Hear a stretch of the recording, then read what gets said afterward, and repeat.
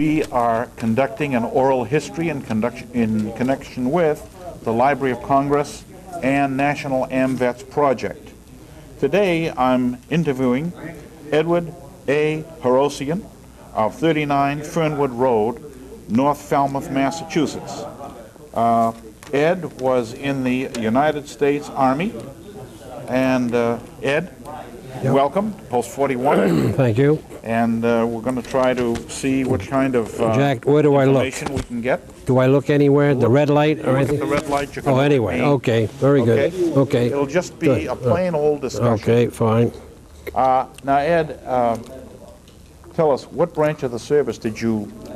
U.S. Army. U.S. Army? Yep. And what part, I was in the engineers. You were combat engineers? Combat engineers. Did you know Haig Hartunian, for instance, who was in the Normandy invasion? I knew him, yeah. Did you serve with him? No, I didn't. Okay. And when were you drafted or did you enlist? I was drafted. And why did you go in? I was drafted, and I went in because it just seemed like that was the thing to do in those days. I couldn't have stayed out. I could have, because my two brothers that already were in service, and I could have stayed out, but instead I decided to go in. And how did you feel about the war? Did you feel that you were going to have to go in anyway, and that's why you went in, or did you go in out of any feelings of patriotism? I don't know. I really don't know how I felt about that. I really don't. We're too young. You know, we were patriotic, but we were too young. I was just turned 18, in fact. Yeah. I was 18. And you hadn't had any war experience? Oh, no. You hadn't had any Army experience? No, not at all. So you went in as a cold, young civilian? Yes, but my brother Rocky, my oldest brother, was already in the service since 1939, and he was, I thought, yeah, Byron. So he had been in the service for how many years before He'd been in the joined? service 3 years before I joined, and he was already in Africa, 1943, and he was already, in fact, I think I sort of followed him. Did he and serve my brother under George. No, he served 82nd Airborne. 82nd He was in Gavin, yeah. Okay. I was under Correspond with him regularly? Oh, well, only when before I went into service. After I went into service, it was very difficult to correspond with him. He was in different areas of the theater of operations. I was in a different theater of operations. I was in the European theater of operations. I was attached when I went. In fact, when I first went into service, right after basic training, they sent me to the University of Nebraska. And I was in an engineering course over there as a prelude to it was the ASTP program. I don't know. What does ASTP stand for? That's the Army Specialized Training Program. And that was something, and this is interesting because I just found out just recently what the whole purpose of the ASTP program was. Tell us. Do you want to hear it? Yes. Okay. During the beginning of the war, there were a lot of young men were being killed. Yeah. And they were losing young men that had high mental abilities, their leadership abilities and all. They were losing these. So they wanted to, and I think the Secretary of War at that time was Vinson. Mm-hmm. They wanted to Carl Vinson, he was Secretary of War. Yeah, exactly. Matter of fact, there's an aircraft carrier named after Carl right. Vinson, right. Okay. They decided that they would take all certain military men that had a certain IQ. You had to have an IQ of over, I think it was like 139, 140. Yes. And over that, and they would send you to these colleges and academic institutions to get you trained for leadership. Leadership meaning right out of the school, you got into OCS, and you became officers and high non-commissioned officers. Unfortunately, the war, I was sent to the University of Nebraska. I took up engineering. I have an associate degree in engineering there because it's an accelerated course. And what happened was the war was progressing at such a rate that they were losing men, and they took all the ASTP program, 250,000 American soldiers, sailors, Marines, and all. Navy was sent to different colleges, Marines were sent in, and they were thrown back into the mix again to be part of the operations of getting ready for D-Day. Okay. And this is something I just found out recently, Greg, about this ASTP program. Actually, we should have stayed in the schools. See, instead they took us out and they put us right overseas. I went right overseas out of school. Well, now you went in March of 1943. 43, right. And Germany was not defeated until April of 1945. That's right. So you did see some combat. Oh, yes, what I I'm did. going to try to do is Yeah. to be a little concise here and say that you received 4 battle stars. Right. And that you were in the American theater, the European theater in North France. Yep. Northern France. Northern France. Ardennes, the Ardennes Okay. Theater of Operations. Yeah. And in the Asia Pacific. Yep. And the Philippine Campaign Liberation. They sent me over there right after the war in Europe was over. That because is a I was a specialist. Okay. I was a bridge builder. Tell us how Yeah. you attain. Tell us how what you did to get 4 battle stars. Let's Well, start with that. First, Yeah. second, third, and fourth. Well, I was in the right after D-Day. I was when I went to. Let me prelude that. Were you in on D-Day? No, not on D-Day. Okay. How soon after? Right, 3 weeks after. 3 weeks. Yep. Did you go on to Omaha Beach? I went on to Omaha Beach. I was with the 4th Armored Division. We were with the 3rd Army, 4th Armored Division, and we were a combat engineer outfit specializing in bridges. I was a Bailey Bridge master. That was my MO. Now, a Bailey Bridge. Master. Describe what a Bailey Bridge Bailey is. Bridge is just like your Tinker Toys. You put the bridge together. It's all parts, and you push it over a river or an embankment or something for armored or personnel to go across. And this is to transport goods and material Everything. over places where there aren't any bridges. No or where they've roads been blown either. up. No roads either. No roads. Yeah. I see. Okay. So, when I went to England, the first thing they assigned me to was SHAEF headquarters in Plymouth. And I was with the Fort General headquarters. I think that's what it was. But there I was assigned to an engineer outfit, English outfit that was teaching us about Bailey Bridges. Bailey Bridge is an English invention. The English Army used it. Okay. And we needed the training for that, how to put these bridges across. And that's where, and then I went to this combat engineer outfit and attached, then they assigned me to the 3rd Army with this engineer outfit. And I went over across. I went off to Omaha Beach. Tell us, how big is a Bailey Bridge? Bailey Bridge can be anywhere up to 280 feet long, depending on the back end. What it is nothing more than a cantilevered structure that rolls across on rollers, and you put it together in sections, and you put it and you roll it across like that, and you drop the point down on the other side. See? And these do not exceed 280 some odd feet? Yeah, Can they be connected one with another? oh yeah, sure. So you can make them as long as you want? Yeah, they can. Well, we made the longest floating Bailey Bridge during the war, and that was across the Rhine River. What do they float on? Pontoons. So you can put pontoons on Right, them and you connect them together. connect them together, and you just keep going. And how heavy is it? And how heavy equipment can go on a Bailey Bridge? Oh, you can get tanks. We had all kinds of tanks and Sherman everything. tanks? Oh, sure. A number of them? Shermans, yeah, number. You can go right across. And you did It's the not one Rhine at a River? time. We did the Rhine River, and but the most notable one I was involved in was the Moselle River crossing, and that was a very tough assignment. Why was it so tough? Well, the Germans had 88s across the river, across from the Moselle River. They had 88s, and every time we'd put the nose of the Bailey across, they'd knock it off. They zeroed in on it and knocked it off. So we were actually working in trenches that with the tank bulldozers had dug, and as we were pushing the Baileys across, they'd knock them off. And a little historical note: I was fined $25 by General Patton himself for not having my helmet on. Oh, really? Now, my head has an unusual shape, maybe, I don't know.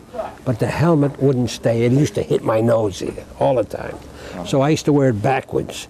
But then when we were working, because I was in the thing, that damn thing kept falling off, so all I had was my knit hat on, see? The next thing I knew, there was a major comes down, and he says, "What's your name, Sergeant?" And I says, "Why? Who the you know, the typical, typical Army talk." I said, "Who wants to know?" And he says, "That man up there." And I looked up, and there's General Patton in his shiny OD tank with his stars right on the front. He's all dressed up, and he's standing like this. And he had his two pearl-handled pistols like that, and he's looking down at me like that, and he's pointing that because I didn't have a helmet on. So he fined me $25, which, by the way, I was reimbursed. But the first time I got my paycheck, when I'm doing R&R, when I got the paycheck, it showed that there was $25 deducted from my pay for not having. That was when Patton passed a lot of rules and regulations. If your rifle was dirty, it was $100. If you didn't have clean socks, it was $50. Oh yeah, it was because they were losing more men by frostbite and things like that, you know. So he wanted to make it more. He wanted to tighten up the regulations. Tighten up the regulations, and this is what happened. Did you have occasion to talk to Patton about that? No. But you did see him. But I've seen him. Oh, I saw him 3 or 4 times. Now, didn't it seem kind of foolish to put up a Bailey Bridge while they were shooting at you? You knew they were going to knock it down. Yeah, but that's a war. How do you think you get across there? So you just keep on putting it? Well, eventually they knocked it down 2 or 3 times, you know. But eventually we got across, you know, because they zeroed in where they were coming from. But those 88s were terrible. Yeah. So tell us some of the Bailey bridges that you put up. You said you one across the Rhine, one across the Moselle River. I can't remember them all. I can't remember. I can't remember. So we also did a lot of demolition work. I was a demolition expert. Munitions expert. We used to clear off mines, and we used to go into villages to take the booby traps out, you know, from like one incident in Arlon, Belgium. I went into a church, and we were just taking not cover, but the resting area, you know, and where I was laying down on a table, and there was this big old antique clock. And I'm looking at it, and I said, "Geez, that's a nice one." And I didn't even touch it, you know. And I walked away, and you know, we got up and we moved positions. And then afterwards, I heard that the thing was blown up, and there was a booby trap in the clock. Right in the clock. Right in the clock itself, there was a booby trap, which they did a lot of over there. They booby trap soaps, they booby trap eggs, they booby trap steps. My lieutenant, which is a good, interesting story. It's all coming back to me now. Yeah. You know, it's interesting how when you start talking. It's good. Yeah. My lieutenant, my platoon lieutenant, his name was Sobel. He came over one day and he says, and I says, you know, there's some demolitions inside that there stairwell. There was a little stairwell going into this building. I says, we'll put some markers on it so nobody gets in there. So he says, let's blow the thing up. We need the place for a command, you know. So we put a couple of charges in it, and he says, I'll take care of it. So he goes back, and he's got the detonator in his hand, and he's got the wire, and he's walking back. And as he's walking back, he steps behind a tree, and they had one behind a tree, and it blew half his ass off. Oh my God. Yeah. He was there. Did he live? Oh yeah. But it was the anti-personnel mine.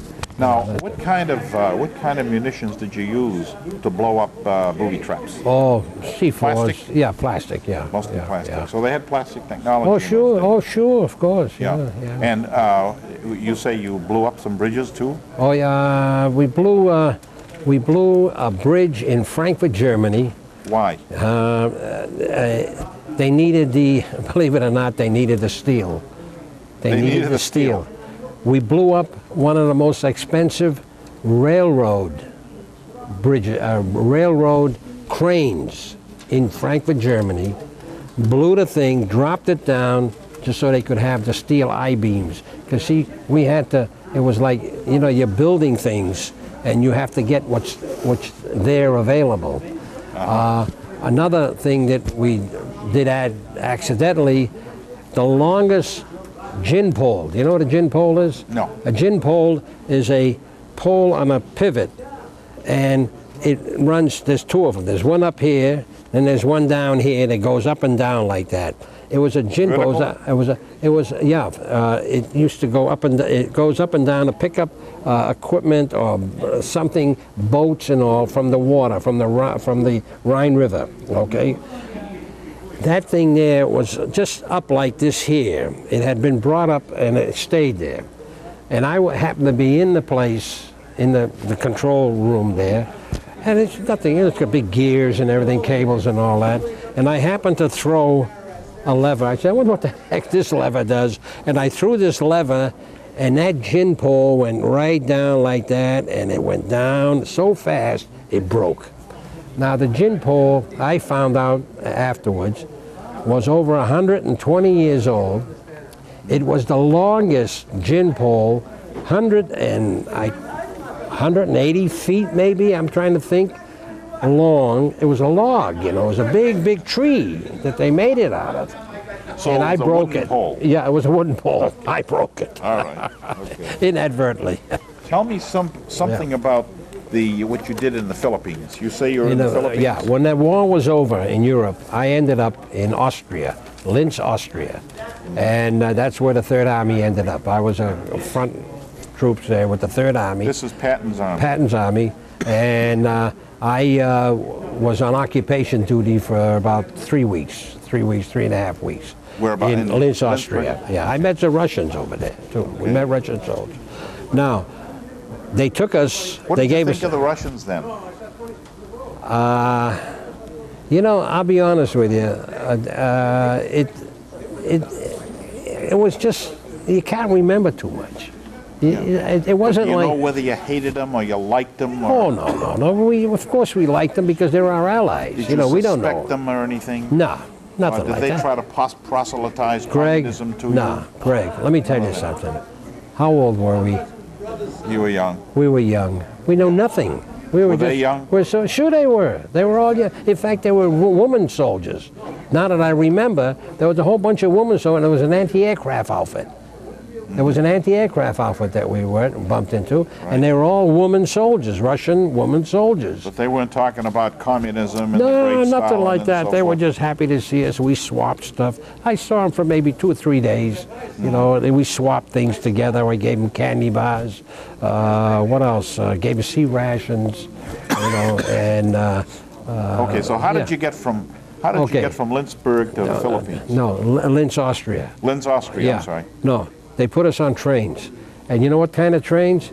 You've probably heard the 40 and 8 from World War I. Yes. Same trains. The same trains, 40 and 8, only we were all soldiers. We were all troops. We went all the way to Marseille with this here. We ended up in Marseille.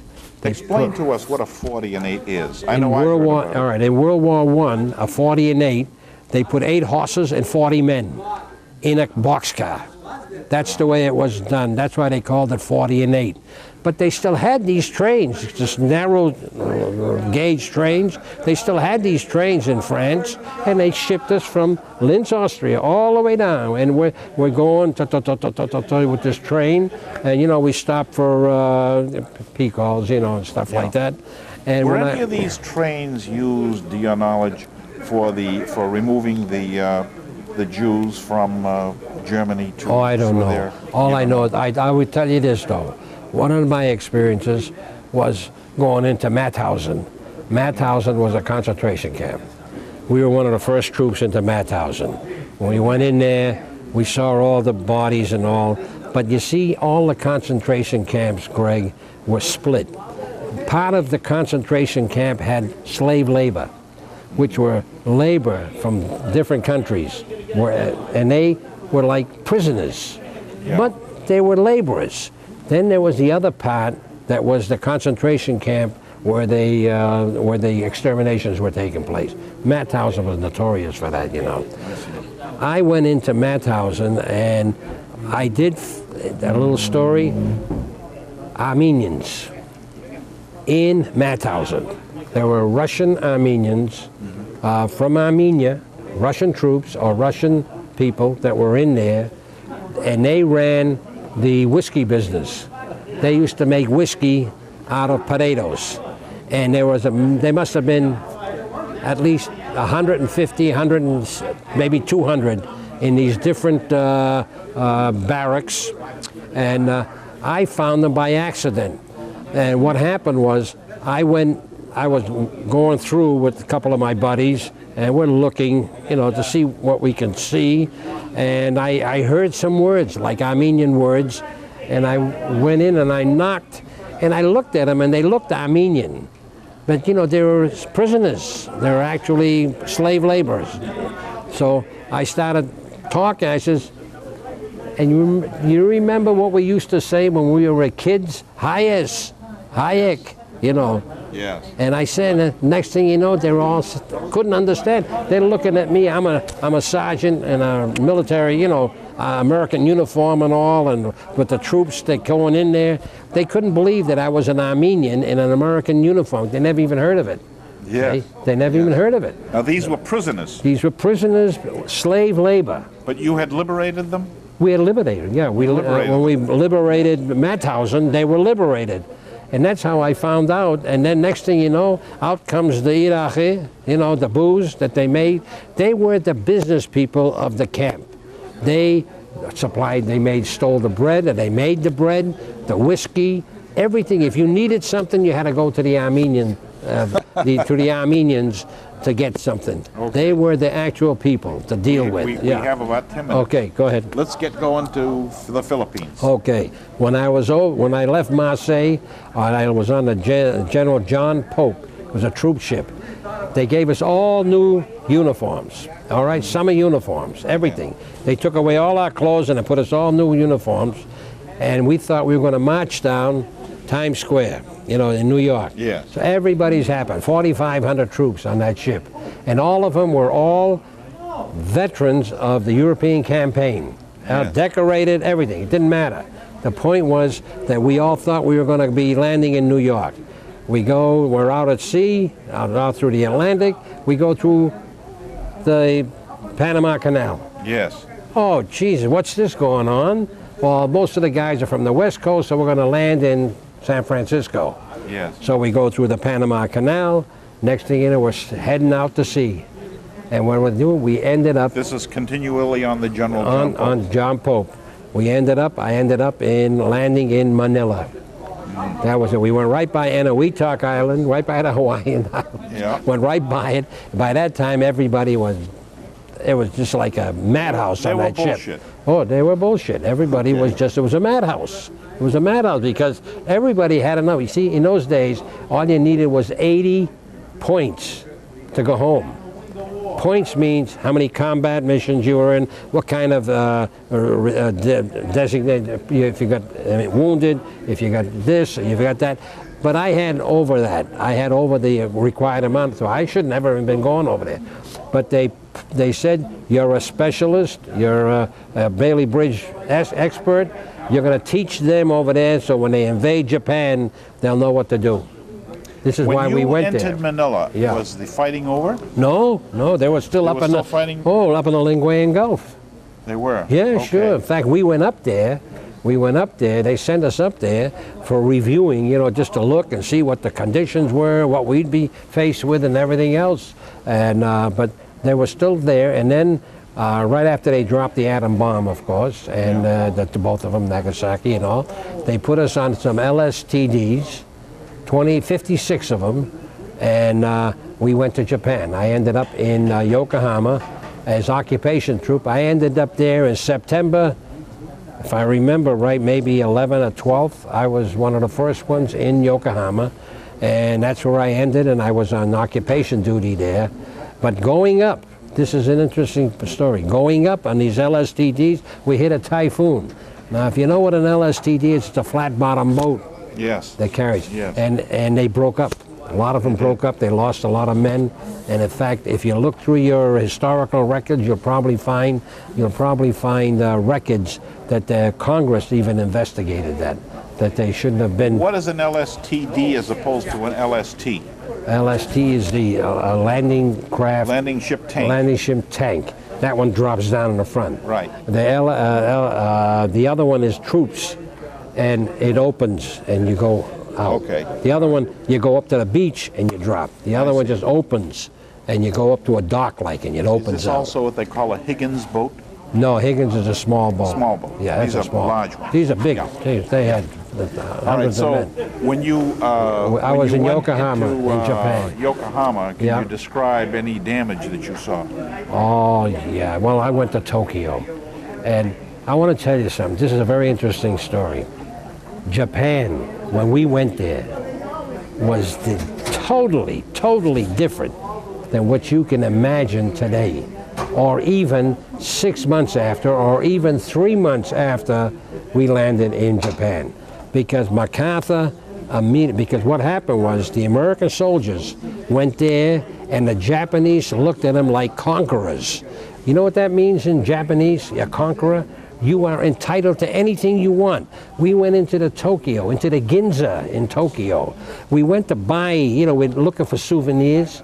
You couldn't pay. They wouldn't take the money. And everybody bows down, everybody. You walk up the sidewalk in the street, they'd all go on the curb. They'd all walk over like this here. The whole people, you see, a whole wave of people going over there. So you can walk by like this here. That's the way it was when the troops first landed in Japan. And what happened was MacArthur recognized that these troops were really, American troops. They can take advantage of any situation. Yes, of course. And they were taking advantage of the Japanese people, so he passed the rules that you didn't have to do this, you didn't have to do that. It was all part of that Constitution of the Japanese that he made. He wrote the Constitution for the Japanese people, okay? So he acted basically as the conqueror, as the emperor. But that's what happened.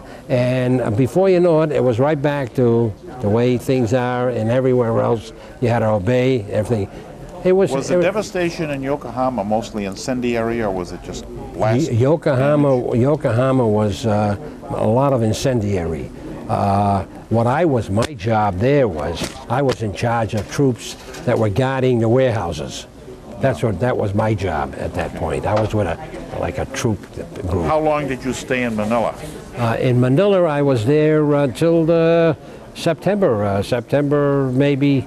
I think I landed in Japan September 11th or 12th. So it takes about maybe 6, 7 days to get up there by the boat. Okay, so you didn't spend any long time in No, I spent but you did see combat there. Yeah, June, well, we saw combat, but we weren't in it. You know what I mean? We were observers of what was going on so we could train the airborne groups. That's what our job was in the Philippines, was to train, and I think it was the 17th Airborne Group, train them how to put bridges, or what to do in the event of, it was a whole new army being formed for the invasion of Japan. See? When you got out of the service, was it from Japan that you got out of the service? I got out of there from Japan, yeah. They brought me, took a boat, went to Seattle, Washington, that's where I landed. And from Seattle, Washington, I came home. How did you feel about the service? Oh, I never minded Feel the they service. treated you good? Oh, sure, I never mind. Hey, I went to the GI Bill. I went to the University of Miami. I'm an architect. I got my education, which I never would have gotten before. We were all poor people, Armenian immigrants.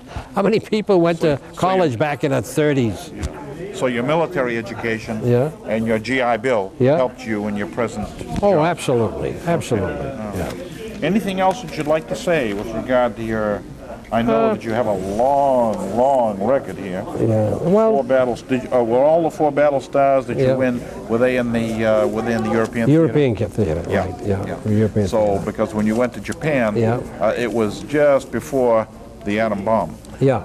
Did you have There was one of the battle stars, and I really got 5 battle stars, and I put 4 down because the 4 were the European, but they gave me a battle star for that observation time in the Philippines, because I was in a battle zone. You're in the battle zone. Yeah, so that's what happened there. Okay.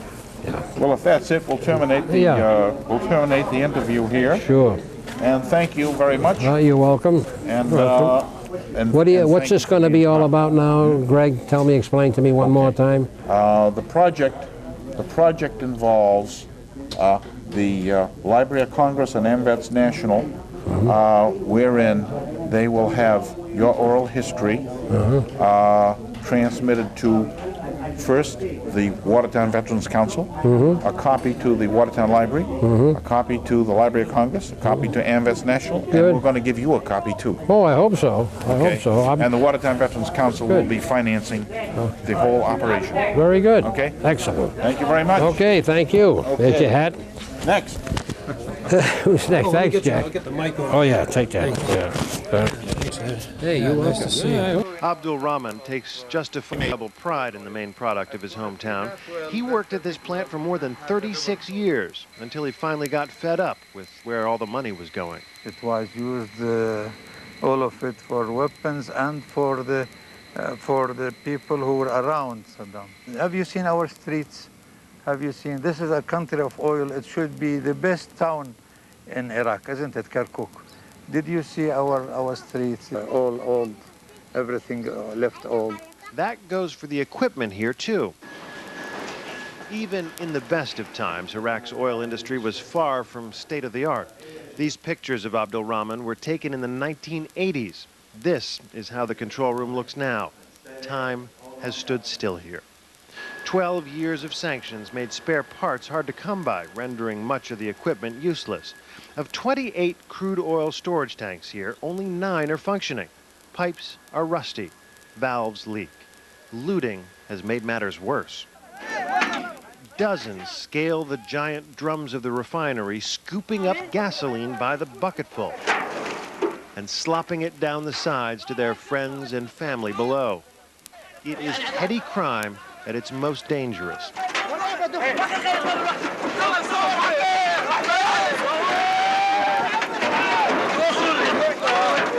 A lit cigarette here would kill just about everyone. American forces say they don't have the manpower to stop the looting completely, so they pick their battles, and sometimes they just watch from a safe distance. U.S. officials estimate it'll take 6 months just to return the oil. My training at West is a pre-flight. Okay. Well, your record says here that you joined in November 12 of 1942. Now, that was about a year after Pearl Harbor. That's right.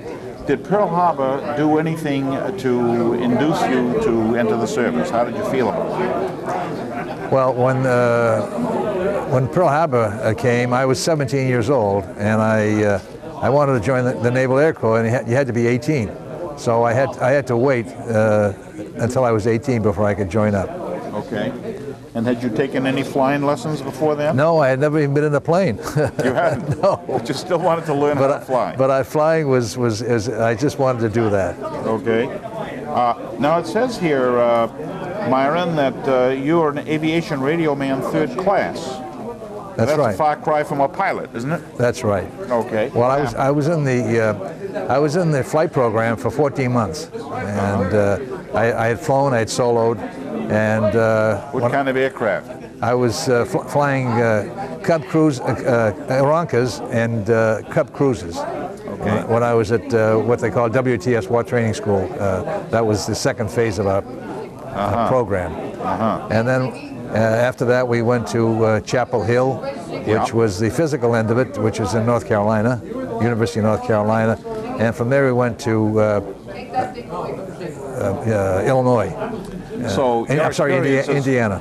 Your experiences were in learning how to fly what was basically a high-wing, single-engine plane. That's right. Okay. Did you get your wings? No, I didn't. When I was at primary, they